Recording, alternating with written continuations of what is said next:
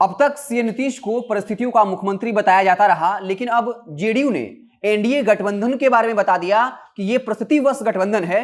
जब जेडीयू के राष्ट्रीय अध्यक्ष ललन सिंह उत्तर प्रदेश के बलिया पहुंचे थे, वहां पत्रकारों से बात कर रहे थे, तब यह कह दिया कि आप सबको मालूम है कि बीजेपी और जेडीयू का गठबंधन जो है वो परिस्थितिवश हुआ है। अब इसको लेकर बिहार में सियासी पारा चढ़ना स्वाभाविक है, क्योंकि ललन सिंह ने कह दिया कि बिहार में हमारा जो गठबंधन है वो परिस्थितिवश है। आपको बता दें कि ललन सिंह ने इस बात का जिक्र किया कि मणिपुर में हमने काफी अच्छा परफॉर्मेंस किया, आंध्र प्रदेश के निकाय चुनाव में बीजेपी को जितनी सीटें मिली उतनी सीटें हमें मिली। इसके साथ ही अरुणाचल प्रदेश का जिक्र करना नहीं भूले, जहां जेडीयू के 6 विधायकों को बीजेपी ने अपने पाले में शामिल कर लिया था।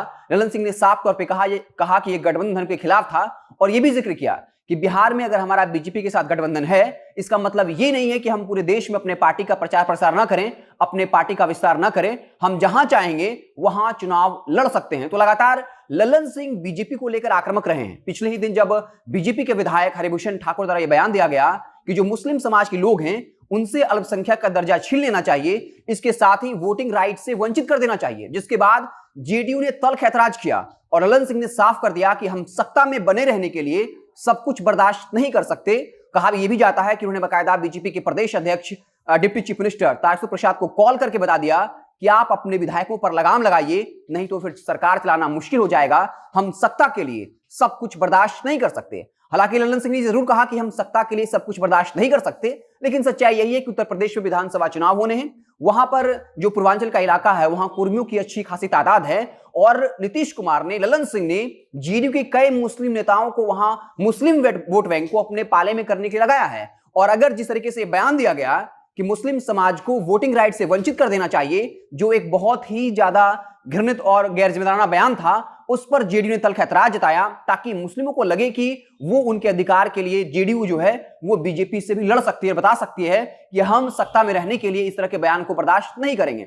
और नीतीश कुमार के बारे में कहा जाता है कि उन्होंने राष्ट्रीय आलाकमान, आप समझ सकते हैं कौन है राष्ट्रीय आलाकमान, उनसे भी फोन पर बातचीत की और बता दिया कि इस तरह के बयान को हरगिज बर्दाश्त नहीं किया जा सकता। हालांकि हम इस खबर की पुष्टि नहीं करते हैं, लेकिन ये खबरें चली कि ललन सिंह और नीतीश कुमार ने बीजेपी के बड़े नेताओं को कॉल किया और ये बताया कि हरिभूषण ठाकुर ने इस तरीके से बयान दिया है, उसे हम बर्दाश्त हरगिज नहीं करेंगे। तो साफ तौर पे जेडीयू और बीजेपी की तल्खियां जो हैं वो लगातार आमने सामने आ रही है। और खास करके एक जो ट्रेंड रहा है कि ललन सिंह ही बीजेपी को लेकर ज्यादा आक्रामक रहते हैं, लेकिन आरसीपी सिंह ने इस बयान पर एक भी शब्द नहीं कहा, जब यहां तक कह दिया गया कि मुसलमानों से वोटिंग का राइट छीन लेना चाहिए, चाहे वो जातीय जनगणना का मसला हो, विशेष राज्य के दर्जा का मसला हो, हर वक्त जो है वो आरसीपी सिंह चुप हो जाते हैं। और अगर फेवर करना होता है तो बीजेपी के फेवर में चले जाते हैं, भले ही वो सीएम नीतीश को बिहार का नेता मानते रहे हों, लेकिन बीजेपी के हर एजेंडा में वो जो है कहीं ना कहीं अपनी बात रखते नजर आते हैं। लेकिन ललन सिंह लगातार आक्रामक हैं। उत्तर प्रदेश के विधानसभा चुनाव में ये कह दिया कि हम यहां जो है लगातार 2017 से ही अपने संगठन का विस्तार कर रहे थे,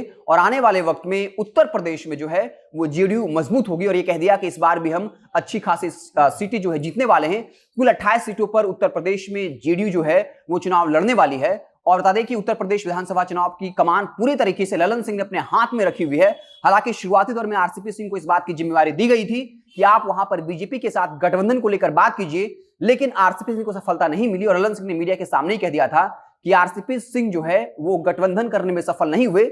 और ललन सिंह के हाथ में पूरी जिम्मेवारी कैसे है इसका अंदाजा लगा सकते हैं कि जब जेडीयू की तरफ से 15 स्टार प्रचारकों की लिस्ट जारी की गई थी, उसमें आरसीपी सिंह का नाम ही नहीं था। और जब आरसीपी सिंह से इस मसले पर सवाल पूछा गया था तब उन्होंने साफ तौर पे कहा था कि हमारे पास इस सवाल का जवाब नहीं है, वक्त जो है, जिंदगी काफी लंबी है, धैर्य बनाए रखिए। तो साफ तौर पे ललन सिंह और आरसीपी सिंह आमने सामने। आरसीपी सिंह जहां बीजेपी को लेकर सॉफ्ट कॉर्नर रखे हुए हैं, वहीं ललन सिंह लगातार एक मसले के बाद जो है लगातार बीजेपी को घेरते रहे, उन पर आक्रामक रहे। तो साफ तौर पर जेडीयू की अंदरूनी लड़ाई भी सामने आ रही है। लेकिन इसी बीच ललन सिंह ने उत्तर प्रदेश में यह साफ कर दिया है कि जो हमारा गठबंधन है वो परिस्थितियों का गठबंधन है, ये गठबंधन परिस्थितिवश हुआ था। तो अब साफ है कि बिहार की सियासत में जो है इसकी बौखलाहट देखने को मिलेगी। बिहार में बयानबाजियां होंगी बीजेपी की तरफ से, स्वाभाविक तौर पे इसको लेकर अटैक किया जाएगा।